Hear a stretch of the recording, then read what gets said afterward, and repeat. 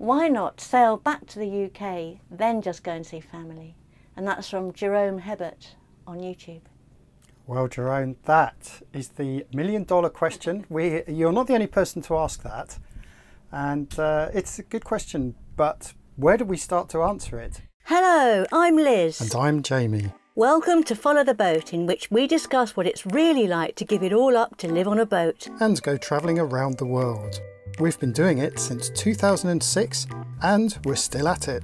Each week we talk about our latest YouTube videos. And about boats, sailing, travel or anything else which floats into our heads. And if you leave a comment we like, we'll give you an answer and a name check. Peace and fair winds. I suppose we should explain why he's asking that. It's because we've had a lot of problems with visas and where to go next and countries being closed. And we mentioned the fact that we're trying to organise what we're doing this year and include a trip back by air to the UK. Yes, and we do know plenty of people who have done what Jerome suggested, which is to turn around and head back to the Mediterranean. And I must admit, actually, there are plenty of places that we saw on our way here I'd love to revisit. Yes. But we want to discover new places for starters. Yeah. I think the main answer to the question is it would take months and months and months. I think it would take a year. At least a year. More. Because the thing is, Jerome, we have to take into consideration seasons. So, for example, were we to cross the Indian Ocean on the Northern Hemisphere, we can only do that in the first half of the year, so basically from January until April time. Yeah, that's probably even too late to leave Thailand. You should really be leaving about February latest. Yeah. So things like seasons obviously get in the way. I think all that is compounded by the whole pandemic issue and the fact that many of these countries are now far more regulated in the way that they allow cruisers into their countries. I think we might be allowed in at the moment, but the big problem is that we don't know what changes are afoot. We know that COVID keeps changing and at the moment Omicron is fairly benign, but we could get a really nasty one and then they could all close their borders again and we'd be halfway there. By the way, home isn't the Med, it's the UK. Just getting to the Med is only part of it. By the way, can Yeah. I just say, home is Esper. Exactly. Because I did say this myself, I think in a podcast last week or in one of our episodes, I said I want to go home and visit my family. And I use that term simply because my parents still live in my hometown where I grew up. But really, we have to remember that home is our boat. Everything we own is on this boat.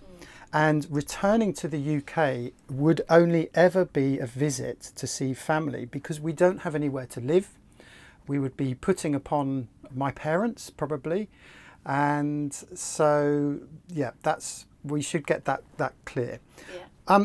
The other thing, of course, is that it's bloody cold in the UK. I know. Even in the summer it's cold.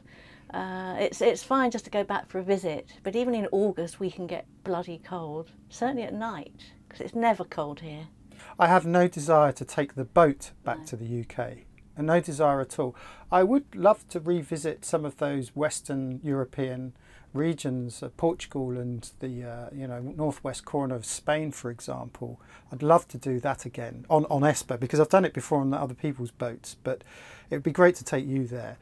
But no, it's not part of the plan. It would take a long time, a lot of admin. I think going up the Red Sea would be really problematic. That's assuming we went that way. There is the other way, which is across Pacific through the Panama and across the Atlantic. Whichever way we went, it's going to put a lot of strain on the boat.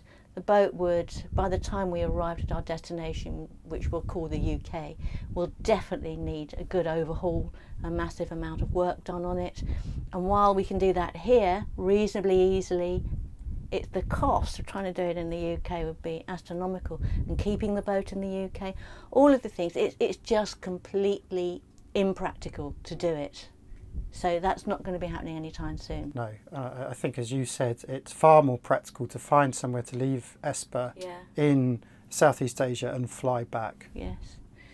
Yes, so sorry about that. We will not, and I hope you now understand why we will not be going back to the UK on the boat, and this is why most cruisers don't. This is what most people look for. They look for somewhere to leave their boat, which is why we all know about where the marinas are, because most insurance companies insist that you can't leave your boat at anchor unattended, so you need to find a marina or a haul out yard to leave your boat while you fly home.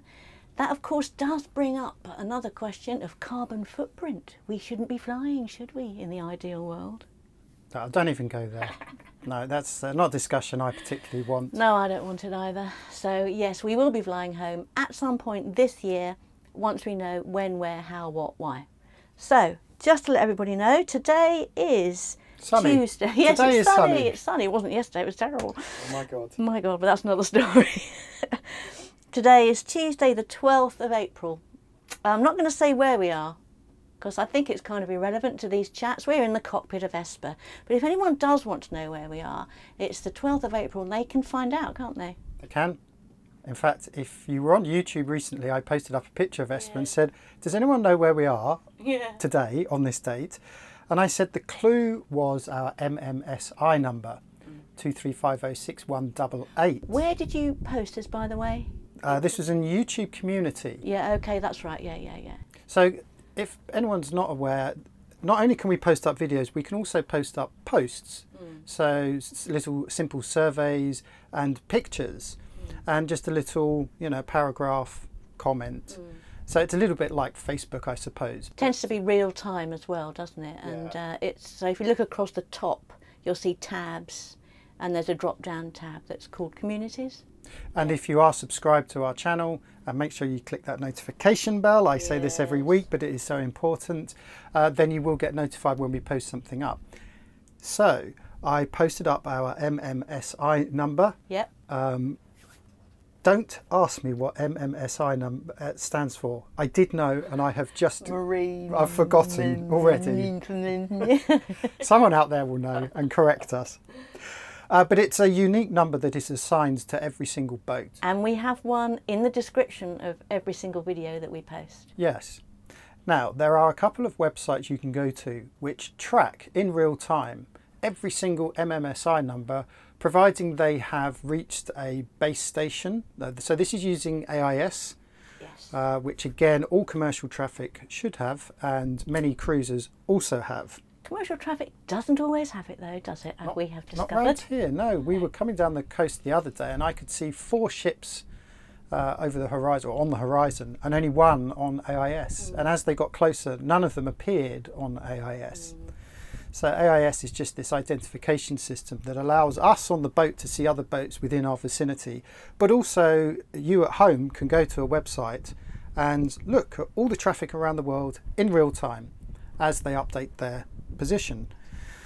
Now, it does depend on base stations, as I say, around the coast, and there aren't any base stations here. But what you've been doing is using the Marine Traffic app. Yes. And that allows you, when you have internet connection, to force a manual update on our position. Yes, so it's called On Course, and I keep that app on the phone.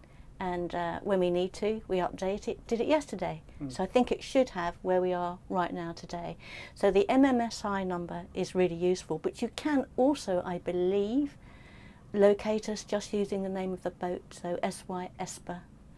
Actually, if you put in Esper in the search engine, you'll find there are a lot of boats come up. I think we are the only private vessel called Esper, but there are lots of boats out there called Esperanza and Esperito and so on. So we are ESPER. So use that, or the MMSI number, which is in the description of the video. Yep. So that's where we are right now. Okay, so going to that last episode that came out, what, 2 days ago? Sunday? It was called Kicked Out and Nowhere to Go. And it was filmed in Sabah just as we were coming into Tawau. And the whole point of the video was that we had to leave. We already know, you already know, we had to leave Malaysia. We'd been told they would no longer extend the visas, that we had to go, and they didn't really care where we went. So it was up to us to decide what to do. And we came up with a plan to go to Indonesia, and we would check in at Kalimantan, take it from there. I think we should step back a bit and explain that during the first half of the pandemic, Malaysia was very good to us. They were. They allowed us to stay, to renew our visa, and I think a couple of times we actually sort of lapsed on the visa, and they just said, don't worry, we'll deal with it. You know, when this is all over, then we'll deal with you. However, halfway through the pandemic, the Malaysian government decided that they were going to get rid of all illegal immigrants. Something happened up on high, yes, and an edict was passed down to all of the states' governments to basically get together all of the illegal immigrants, those that weren't registered, didn't have passports. And of course we have to remember there are a lot of Filipinos, Indonesians and so on who work in and around Malaysia. Yes, and a lot of them were rounded up in places like KL and put into camps because they didn't have passports or proper identification cards. But of course in that trap fell quite a lot of yachties. Yes, and yeah, we were kind of caught up in this, and I think you were saying the other day, weren't you, that quite often we find as yachties, when it comes to our relevance, especially within local politics, we're way down on the list. You know, we are few and far between ultimately, and when you put us together with the population of all the working immigrants in a country. We're tiny. We are tiny. We don't figure at all in any kind of bureaucratic thinking. So we, by default, fell into this because we had extended visas, but they wouldn't extend them anymore, which meant basically we were stateless and there illegally. Yep. So that was that towards the end of 2020? I think so, yeah. A year ago. But, so the argument, the Malaysian government's argument was, right, we give you 30 days to fly back home. Yeah. And this goes back to what we were talking about earlier, that for many yachties, ourselves included, this is our home. Yep. We don't have somewhere to fly back to. Moreover, were we to fly to the UK, we wouldn't have been able to have returned to Malaysia. That was a massive problem for all of us. We all need to get back to our boats, and at that stage, and it was 2020. We had no idea if we'd be allowed back. And imagine if we had gone. Well, if we had gone, still there. I noticed a headline in the news only the other day that Sabah is just about to receive its first international flight, and that is April 2022. Yes. So we could have been stuck putting upon my poor old parents for a year or more. One of us would have been dead by now, that's for sure. So. I think we would have killed each other. Yeah. But we know a lot of yachties that had to do that, and they've been away from their boats for a long, long, long time, haven't they? We know yachties that left their boat at anchor and have been away for a long, long time. Meanwhile, there were Langkawi was particularly bad. Now, Langkawi in Malaysia is a sailing hub. Yes.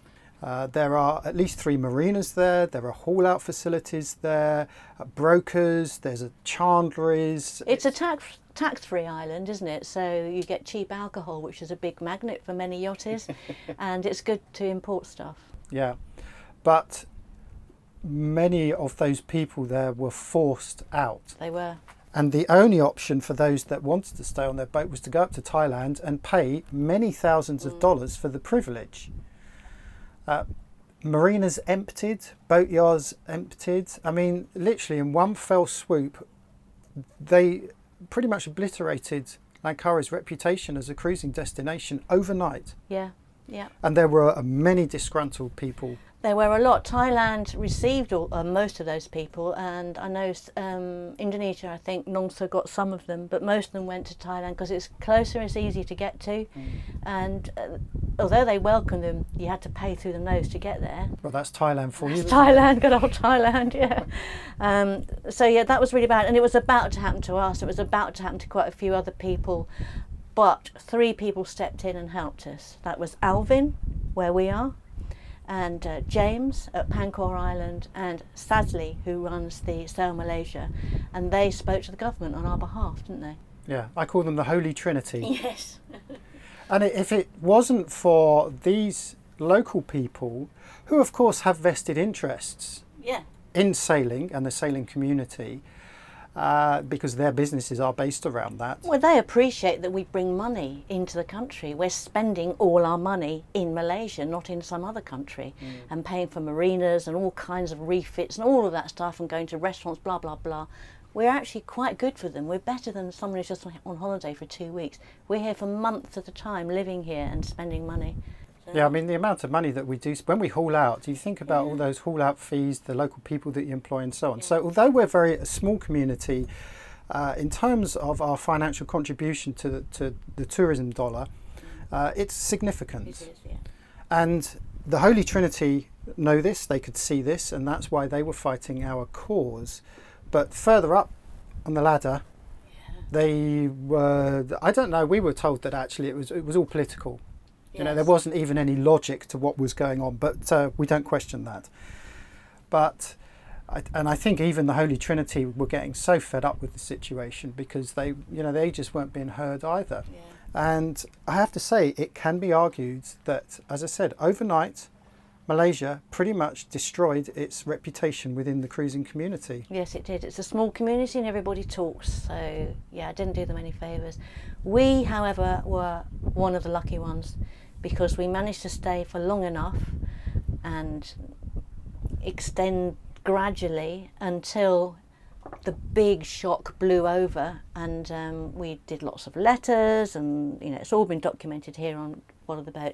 We were finding we were allowed to stay, but we had to keep from then on renewing the visas at great cost as well. You know, it was costing every time we did this. Cost money, and it was very anxious. It was a very anxious time. So you'd get to the end of your visa point, and then you'd be told, no, you can't. Yes, you can. No, you can't. And then last minute, yes, you can extend. That went on for a year. So we were living on our nerves. And the final one, they said, no, you can't extend. And that's why we've just done that great big journey around the whole of Sabah with an ESCOM security convoy helping us. And we were on our way to Indonesia because we had, finally, they'd said enough, you can't stay. So there we were, we're in Tawau. And one of the things I said to you about last week's episode was, why isn't there much footage of Tawau? And we realised it's because we were so anxious about it. Not anxious about leaving because we knew we were going to leave, but then something else happened, which was, as we say in the video towards the end, Indonesia then decided to close the ports because coronavirus, the Omicron version, had hit, and whereas 20 ports had been opened, they reduced it to 2. And so where we had planned to check in, both closed. So we had no idea, having checked out, what we were going to do next. It was a very anxious time. The point is that in the video, that I don't know how much that comes across, that it was a very anxious time. Yeah. Because what were our options? You know, at the time, Philippines was still closed. All the surrounding countries were still closed. We had to leave. So we should explain, we couldn't have just turned round back to Sabah and check back in. No, they wouldn't let us. Because you can't do that. When you leave a country, you have to arrive in another country and get your port clearance. Yeah. And then when you leave that country, you're given a port exit, which you then present to the new country. Yeah. So it doesn't work by just checking out and checking back in again and starting all over again. No. So once we'd committed to this journey and we were on our way down, that was it. You know, what other options did we have? Yeah, Malaysia was closed, so we couldn't go back in. The only option that did occur right towards the end was that Philippines started to open its borders. So we'd gone all this way, and we thought, oh well, we could chance it in the Philippines. But we'll talk about this in more detail in the next video. That was the situation we were in, and we just wanted to get it across right now in the podcast how difficult and stressful that situation was. We were all in a great deal of stress, and as we left we had no idea what was going to happen. Did you know we have a blog? Followtheboat.com. Come over and have a look. It has all our podcasts, all our videos, and lots of other special bits, including a shop. Yes, we sell t-shirts, hats, all the usuals. It's really good clobber. So come along, have a look at followtheboat.com. One of the subjects that's really been exercising a lot of the people who comment on both Facebook, Instagram and YouTube is this idea that the remote places we go to, should we be telling people where they are or not? What we said on Facebook was, should we keep remote places like this secret? If we shout about them, will it encourage development, damage the reefs and upset local people, or will it improve life and allow atolls like these to prosper? So we've been to a lot of very beautiful, very remote places over the years, particularly in this part of the world. And you quite often get criticised for bringing them to public's attention, don't you? I've had this out with a number of people. In fact, one person I can think of in particular, who's a friend.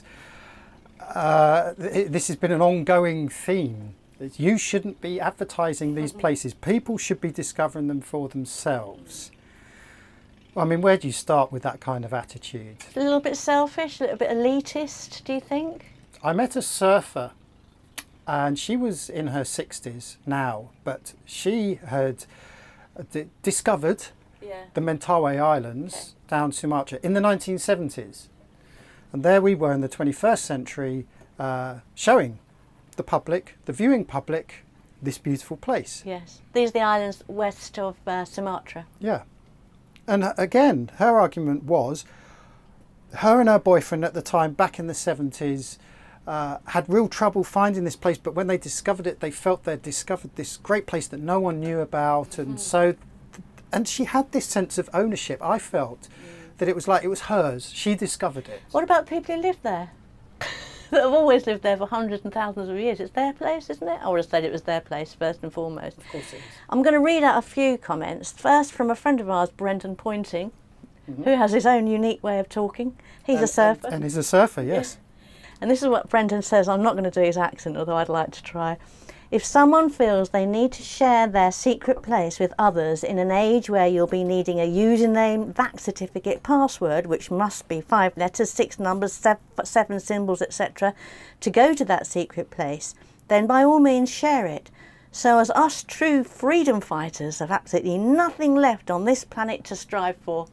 That's kind of the same thing as your 60-year-old surfer was saying, isn't it?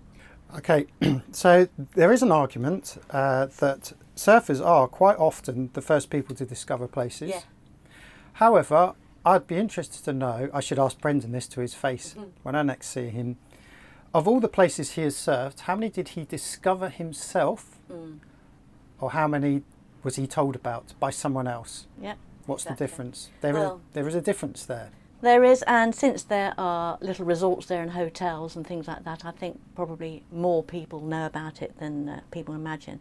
Herb Desson has got a slightly different take. He says, disclose but round to the degree, which gives a 12,000 square kilometre search area. I don't know, it's quite funny. I think world is such a small place nowadays with the internet. You just say the name of it, you've just got to Google it and there it is, you can find it. That's how we find places. We find places on our charts when we're trying to plan somewhere and on Google. That's what we do. Paul R.G. Haley, it's a difficult call, I think. There is no doubt more visitors are likely to spoil a place quicker, but the tourist money might help the people who live there financially if they need it. It must be the locals' call, I guess. Yep.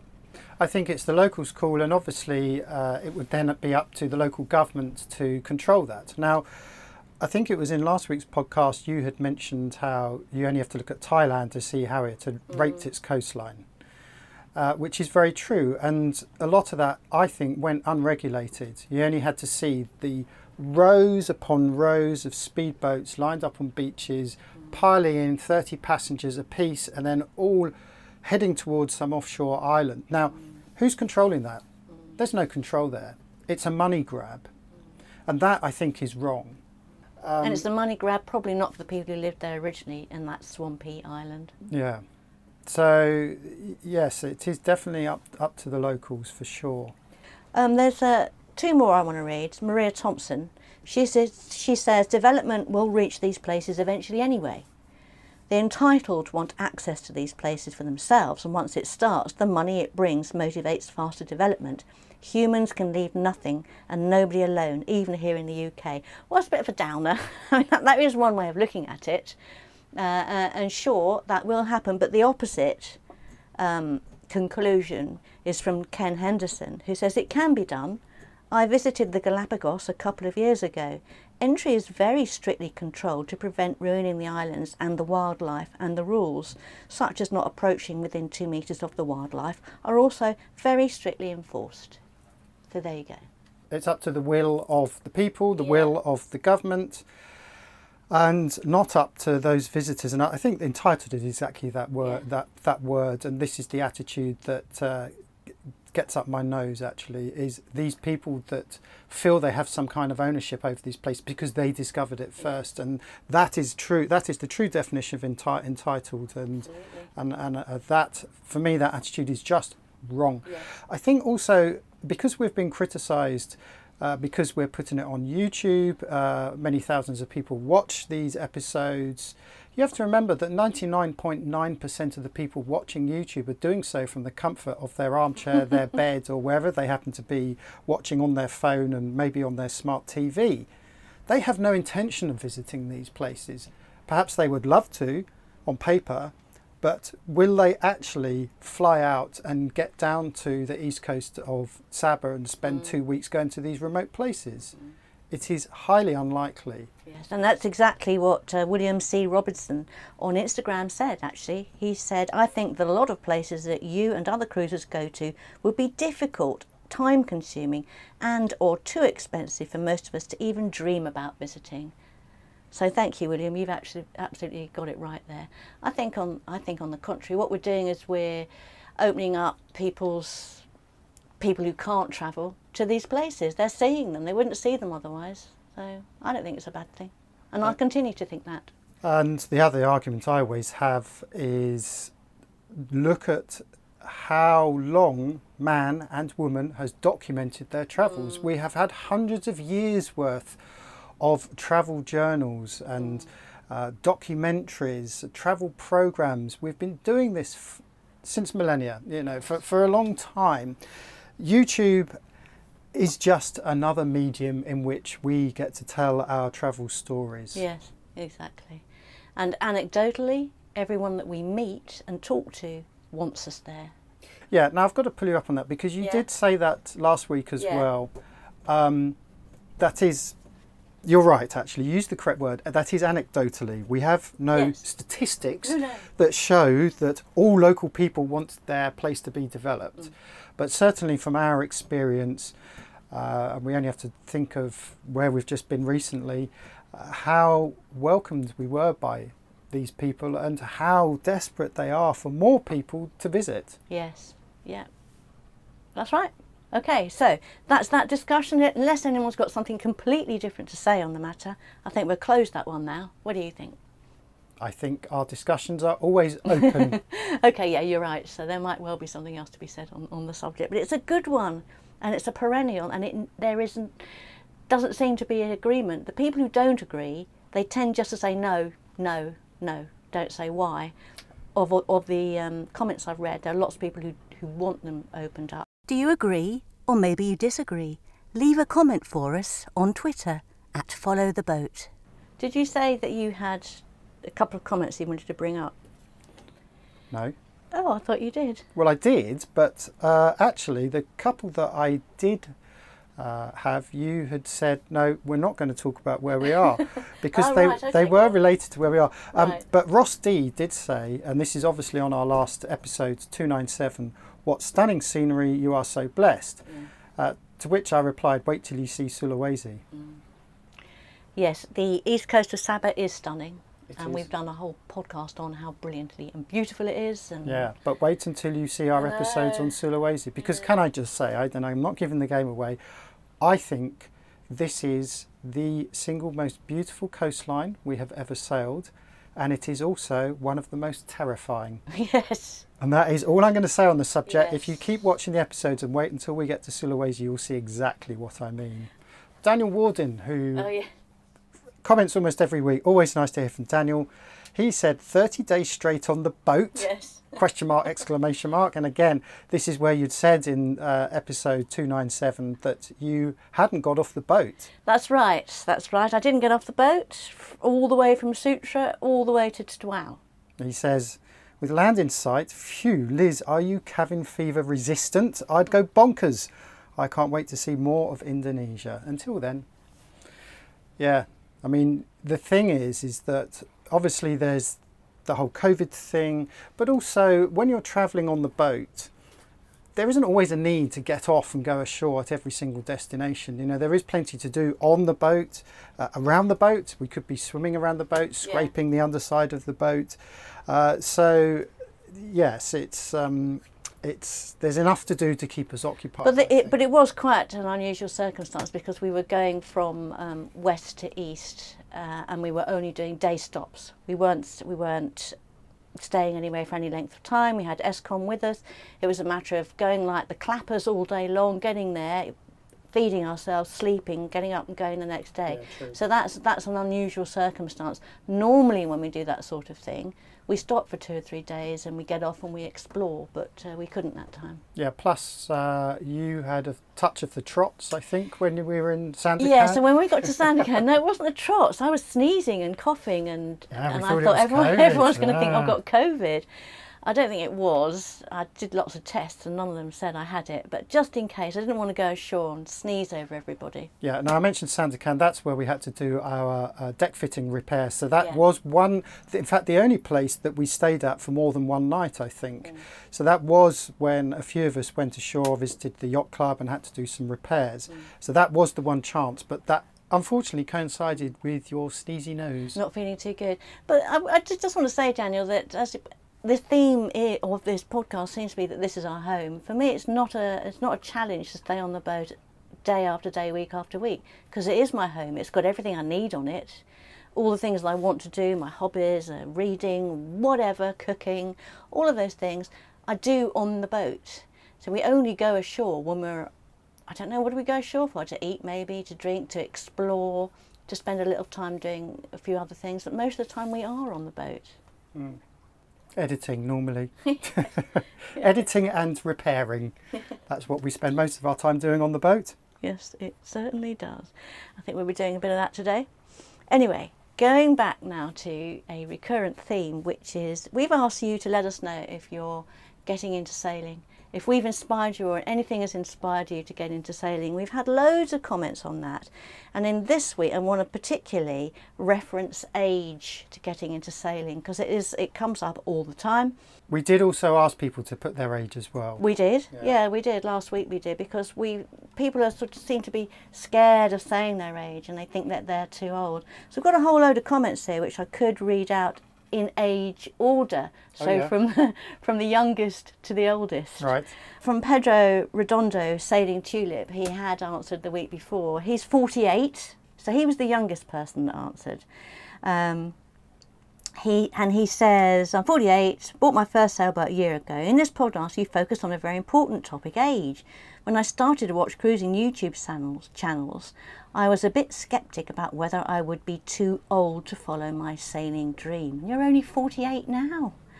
I must mention that my intention is to sail full-time when I'm 55 or 56. I was always wondering if that would invalidate my plan.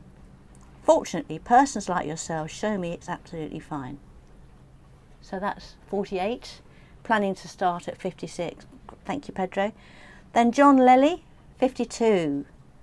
52 years old, just signed on my first boat, a Leopard 40 in the Seychelles. I know you don't like cats, lol. I did read that, and my first thought was, well, we know plenty of happy leopard catamaran sailors. Leopard, by the way, is a manufactured catamaran from South Africa.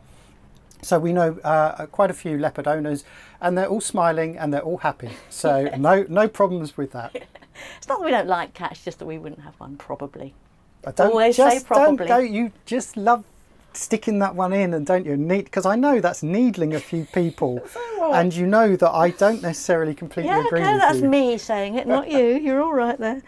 You're then planning, John, to sail to the Maldives and then on to Thailand, and you've already spoken to Jack a couple of times at KBL Marina. Crabby. Yeah. Jack is wonderful. He calls himself Jack, but he's a local Thai. His wife Gay used to run the restaurant. Lovely family, lovely marina, and a beautiful marina. So now I responded to this, and I did say, if you are going via the Maldives first, don't skip through the Maldives quickly. Do try and spend your time there.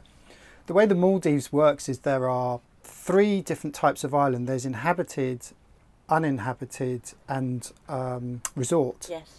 So the resort islands unusually are actually privately owned. And that's where you get the 5-star resorts, and more often than not they do not like you to anchor anywhere near them, but if you get in contact with them in advance, you can sometimes get permission. Yes, they might charge you a fortune to land on the beach. They might do, they might or they not. may not. Yeah. Yes, so yes, so officially they regard resort islands as uninhabited, which means we are allowed to visit, because you're not really supposed to go on inhabited islands well, you can go in the daytime and that's it. So yeah, Maldives great. Yep, and Krabi Marina's a good choice. Yeah. We loved our time there. I hope you enjoy it, John. David Caskey, so it's not too late to pick up the wind and go at 55 plus. Doesn't give us an exact age, but it's 55 plus. I'm looking at a 37-foot full keel double ender. It's a semi-project. That's like Roy's boat, actually. Yes. Chaska. Yeah. I think his is 37-foot double ender. Yeah. Yeah, no, that's still young. And it will be a project, and you've got loads of time ahead of you. No, he's not. The boat's 37 foot. He's 55 plus. Yes. And Still I'm saying young. he's still young. Of course. Yeah. So yeah, sorry. Jeff Griglack, regular commenter. I'm sorry to say that I'm 59. Oh, too old. No, don't just forget it. No, he just says that's not an apology. I just wish I was younger. Don't we all, darling? I bought my first sailing dinghy when I was 22 and have been sailing increasingly larger boats since. My current boat is a 36-foot ketch, yay!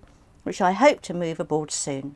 I also bought a boat that has solid bones but needed some work, which I'm doing myself, and I'm learning all the systems. Sounds like you're doing exactly the right thing, Jeff. Yeah, good luck with that. So we are now moving into the 60s. No dog runner. Turning 60 this year, caught the sailing bug from YouTube. Scares my wife immensely as she has had bad trips on boats. She has sworn off my sailing dreams. I long to try and become a coastal cruiser. Reading and learning, praying for the future. No desire to sail alone or with anyone else. Love your relationship and travels. Thanks for sharing. Oh, that's a tough one, isn't it? It is. We have discussed this before, and it's a theme that comes up frequently. Is one of those partners, could be the husband, could be the wife, who's not into the sailing. And I think the trick is to get them on board a boat on a nice calm day. Yes. Or maybe take a holiday to the Caribbean or and the Med or somewhere. do a day's charter somewhere exotic with gentle winds, Yes. where it culminates with rum and coke under a palm tree, watching the sunset, to turn that partner onto the benefits and the pleasures of cruising. The mere idea of just being on a boat. And the other thing I would add to that is for you, no dog runner, to not be the captain. So you enjoy it with her. You have someone else running the boat, because when you're a captain you get anxious. No matter how much experience you have, you do get anxious. You may shout, you may get a little bit nervy, and that's not going to do your relationship with your wife any good. So have someone else captaining it, even as a friend. Don't take on that responsibility, just enjoy it with her. And gradually, baby steps, she might suddenly start to think that, no, actually being on a boat isn't that bad. And if all else fails, go to catamaran, because that is like being in a hotel on the water.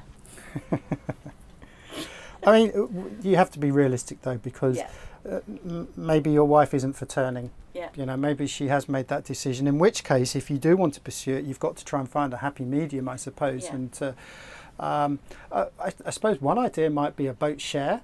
Yeah. So you go into partnership with a friend and you take it in turns to have that boat, or you sail together perhaps. He's talking about coastal cruising, so he's not talking about going across oceans. So they can keep it somewhere in a nice marina that perhaps has lovely facilities. So even just sitting on the boat in the marina, having a gin and tonic and going to the bar itself, just the life of being on a marina is something that she may enjoy, while he can then go out for day sails with friends. There are ways around it. We know people who one partner doesn't like it and the other one does, and they manage to do it, and they have boats. So, I mean, the most extreme one was John in Turkey. He just lived on the boat in Turkey, and she came out once a year for a week. Which John's that? That was Barge John. Oh yes, that's right. Yes. Yeah. So well, good luck. I hope something happens. So we're now going up to, I'm 62, this is wrenching and riding, and sail my 43-foot Dutch-built aluminium boat myself. As long as your body is working, keep moving and disregard the age. Well said.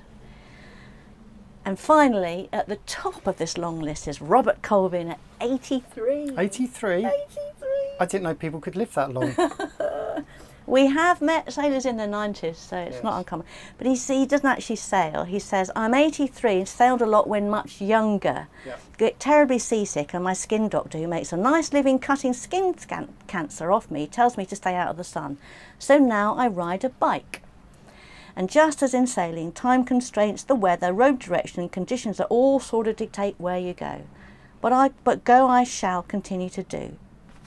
So he says we've both been an inspiration for several years. So it's fantastic at 83 that you're getting out there and you're going places. And I bloody hope we still are.